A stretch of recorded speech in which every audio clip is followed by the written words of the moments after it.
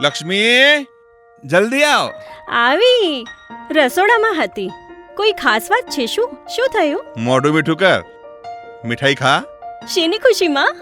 શું થયું કહો ને. અરે સાંભળીશ તો તું પણ ખુશ થઈ જઈશ. તો પછી કહો ને જલ્દી. અરે આપણો પેલો ટમાટાનો બધો પાક વેચાઈ ગયો અને એ પણ સારા ભાવે. બિયાનું પણ મળી ગયું. હા, મને મૂર્ખ સમજો છો કે? હજુ તો પાક વાવ્યો પણ નથી અને વેચાઈ પણ ગયો. શું બનાવો છો મને? ના ના, અરે બનાવવાની કોઈ વાત નથી. સાચે જ. અરે પેલી ટમેટામાંથી સોસ કેચઅપ બનાવનારી કંપની છે ને, એણે કરાર કરી લીધો છે. હમણાં જ સમજૂતી પર સહી કરીને આવ્યો છું. એનો અર્થ શું થયો? તું બેસ અહીંયા, બધું સમજાવું છું. ભારત સરકાર ખેડૂતોના કલ્યાણ અને વર્ષ 2022 સુધીમાં એમની આવક બમણી કરવા માટે સંકલ્પબદ્ધ છે.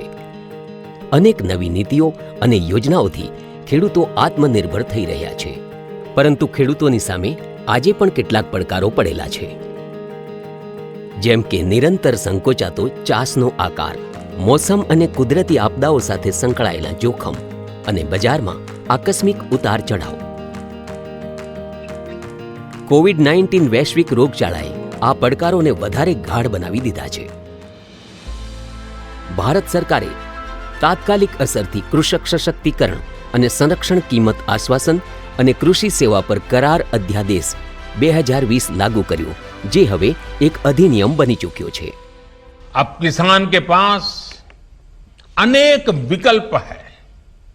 अगर वो अपने खेत में ही अपनी उपज का सौदा करना चाहे तो वो कर सकता है, या फिर सीधे वेयर हाउस से इनाम से जुड़े व्यापारियों और संस्थानों को जो भी उसको ज्यादा दाम देता है उसके साथ फसल का सौदा किसान कर सकता है. આ અધિનિયમ મુજબ હવે ખેડૂત ઉપજમાંથી ખાદ્ય ઉત્પાદ બનાવનારા પ્રોસેસર્સ, વ્યાવસાયિક કંપનીઓ, જથ્થાબંધ અને છૂટક વિક્રેતાઓ અને નિકાસકારો વગેરે સાથે કૃષિ ઉપજના વેચાણ માટે સીધા કરાર અથવા વ્યાવસાયિક સમજૂતીઓ કરી શકશે. આ કરાર પાકની વાવણી પહેલા પણ થઈ શકે છે. ઉપજના વેચાણનો કરાર થઈ ગયા પછી ખેડૂતોને નિર્ધારિત કિંમત મળવાની ગેરંટી મળશે. એમને કરારમાં બાંધી નહીં શકાશે. તેઓ કશા દંડ વિના કરારમાંથી નીકળવા સ્વતંત્ર રહેશે. કરાર માત્ર ખેડૂતોના પાકનો થશે, જમીનનો નહીં. તેથી જમીનનું વેચાણ, લીઝ અને એને ગીરવી રાખવાની પૂર્ણ રીતે મનાઈ છે. જરૂરી કૃષિ આવકો એટલે કે ઇનપુટ્સ ઉપલબ્ધ કરાવવાની જવાબદારી કરાર કરનાર વ્યક્તિ અથવા સંસ્થાની રહેશે.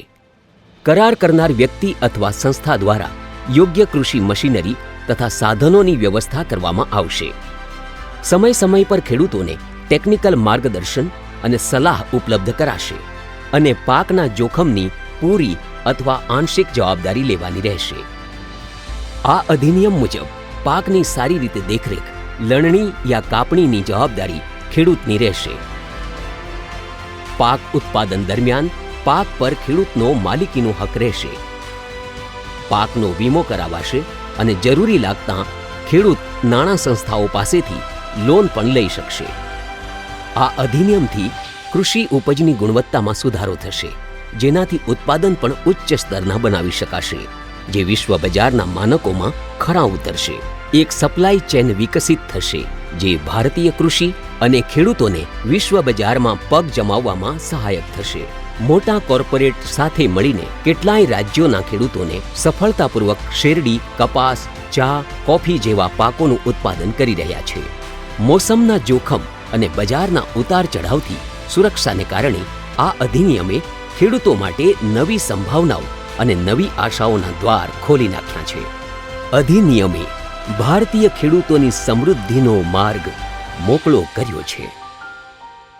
અચ્છા, લે હવે તો મોઢું મીઠું કર. આત્મનિર્ભર ખેડૂત, આત્મનિર્ભર ભારત.